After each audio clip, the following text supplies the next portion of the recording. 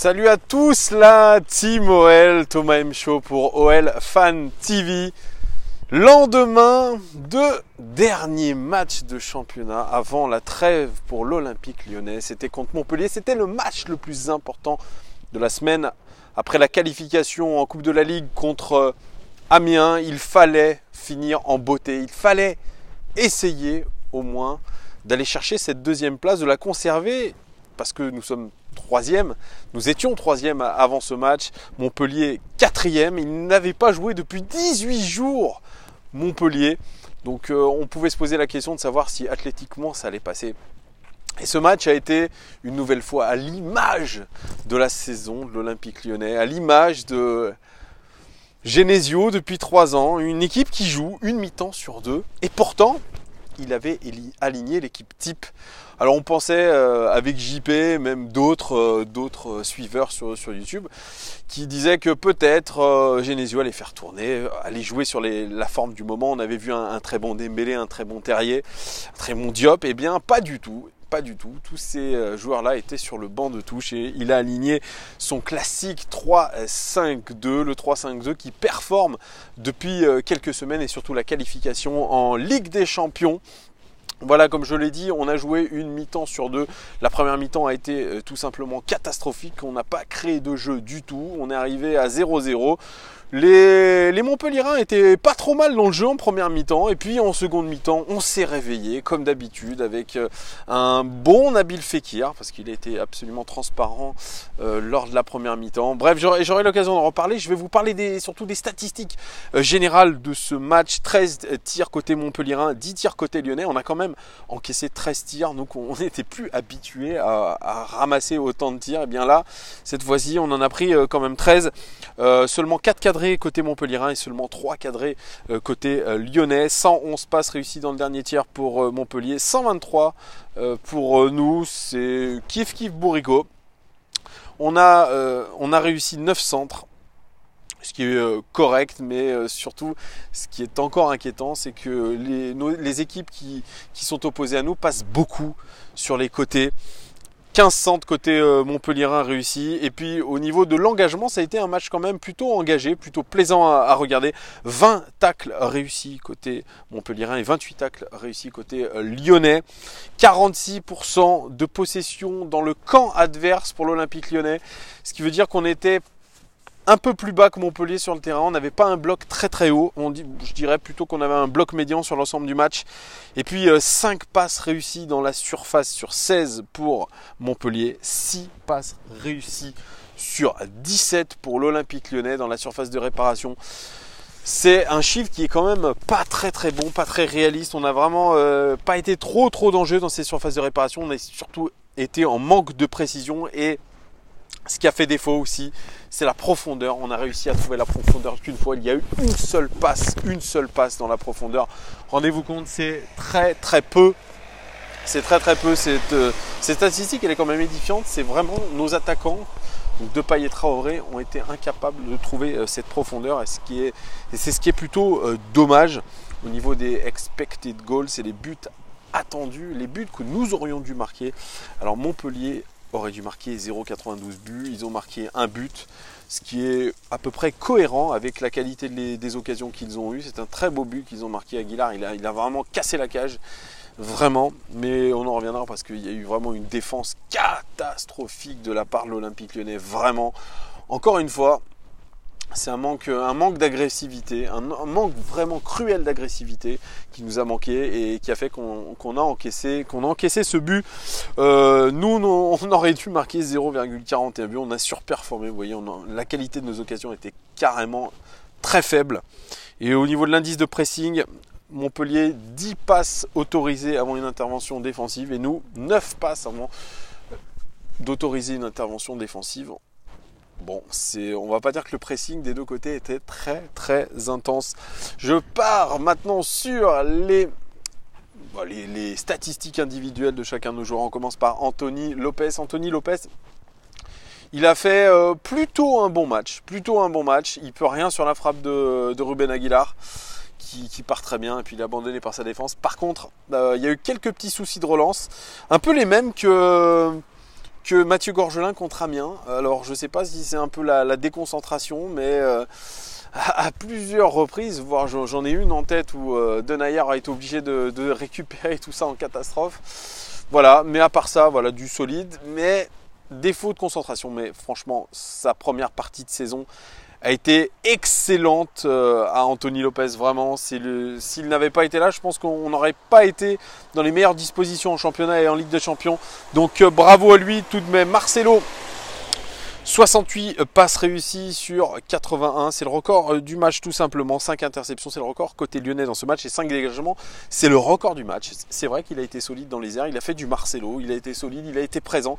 Par contre, c'est peut-être le défaut majeur de Marcelo, c'est sa lenteur. Il a eu beaucoup de mal à gérer Gaëtan Laborde et Delors, notamment dans la profondeur. Il a eu beaucoup de mal là-dessus, parce que oui, c'est son défaut, c'est le manque de rapidité. Alors c'est une tourelle, il est très bon de la tête, il sent bien les coups, mais il a eu un peu de mal, Marcelo, quand même. Denayer, 51 passes réussies sur 61, ce qui est pas trop mal. 10 ballons récupérés pour lui, 3 tacles et 5 dégagements, autant que Marcelo. C'est le record du match tout simplement. Bien, moi j'ai trouvé Denayer très bon. Il a sauvé la baraque à plus d'une reprise, parce qu'il a été le pompier de service un peu sur, je l'ai dit, sur l'erreur de relance notamment d'Anthony Lopez.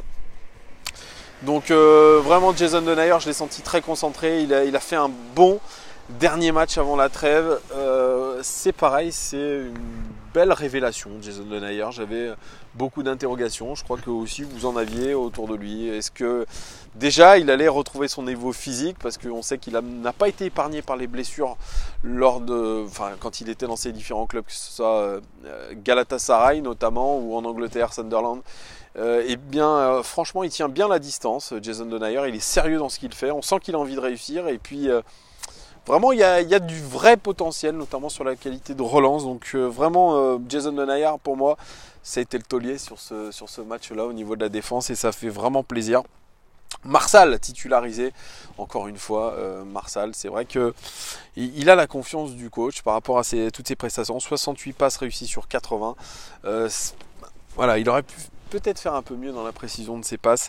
11 passes réussies dans le dernier tiers sur 15, c'est très bon. 10 ballons récupérés, c'est excellent. 5 tacles réussis, c'est le record du match tout simplement. Et puis 3 interceptions. Vraiment, Marsal, lui, il a eu 2 mi-temps, c'est un peu comme l'Olympique Lyonnais. Il a eu une première mi-temps un peu compliquée, où il a eu du mal à gérer son pendant montpelliérain. Il a eu beaucoup de mal à gérer aussi, pareil, Delors et Laborde. Il a été en difficulté dans cette première mi-temps, et puis après il s'est bien ressaisi. Il a essayé de se remettre en place, et ses statistiques sont très bonnes et prouvent qu'il a fait un bon match, parce que mine de rien, on a cette impression visuelle, mais on a aussi ces statistiques qui prouvent que, il y a eu quand même des belles réussites de sa part. Ferland Mendy, pareil, indéboulonnable à gauche, c'est un de nos latérales, c'est le latéral gauche. 11 passes réussies dans le dernier tir sur 16, c'est le record du match tout simplement. Et puis 2 duels réussis sur 5, c'est le record du match aussi. Ferland Mendy, il a été très intéressant offensivement une nouvelle fois. Alors bien sûr, il prend des risques, il prend beaucoup de risques offensivement. Ça aurait pu payer sur cette passe à Nabil Fekir, ça aurait pu faire une passe D, parce que Nabil Fekir a mal négocié cette frappe de balle. Mais franchement, Ferland Mendy offensivement, c'est intéressant, mais attention à pas trop en faire, parce que derrière il faut plutôt galoper défensivement, et c'est peut-être aussi de temps en temps ce qui crée des déséquilibres dans notre équipe. Il faut qu'il veille vraiment à trouver ce juste équilibre entre les montées et l'attaque. Comme dirait Didier Deschamps, un défenseur, c'est avant tout quelqu'un qui est capable de bien défendre avant de bien attaquer. Et je crois que Ferland Mendy, de temps en temps, il oublie un peu ce principe, que je trouve tout à fait vrai. Kenny Tété, lui aussi, il retrouve une place de titulaire après les blessures de Raphaël et surtout de Léo Dubois. Alors je ne sais pas où en est Léo Dubois, est-ce que ça va mieux ou pas? Ça, il faudrait que je me renseigne. S'il y en a qui le savent, n'hésitez pas à le mettre en commentaire. Kenny Tété, il a fait un match plutôt correct, dans la lignée de ce qu'il a fait récemment. Ses statistiques sont d'ailleurs assez bonnes. Une passe clé pour lui, 9 passes réussies dans le dernier tir sur 13, 11 ballons récupérés, c'est le record côté lyonnais dans ce match, et 4 interceptions, c'est très très bon défensivement. Et pourtant il a souffert face à Oyongo. Par sa vitesse, sa vivacité, il a créé des problèmes, mais il est resté quand même concentré dans son match. Kenny Tété, puis à son actif une passe décisive pour Nabil Fekir, il lui met une très très très bonne balle. Voilà, ça finit par me convaincre un petit peu que Kenny Tété a le niveau pour postuler à une place de titulaire vraiment à 100%.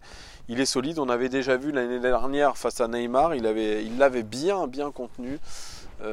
Et là vraiment moi je trouve que c'est plutôt pas mal. Bien joué à Bruno Genesio pour sa gestion du cas Kenny Tété qui franchement est très très motivé à l'idée d'aider notre équipe, donc c'est plutôt chouette. Lucas Touzard, sentinelle, pour lui il profite de la blessure de Tanguy Ndombele, de la méforme de Tanguy Ndombele. 2 passes clés pour lui, on n'a pas trop l'habitude de le voir sur ses passes clés, c'est le record côté lyonnais dans ce match, mais voilà, il essaye de verticaliser son jeu, il essaye de proposer des choses.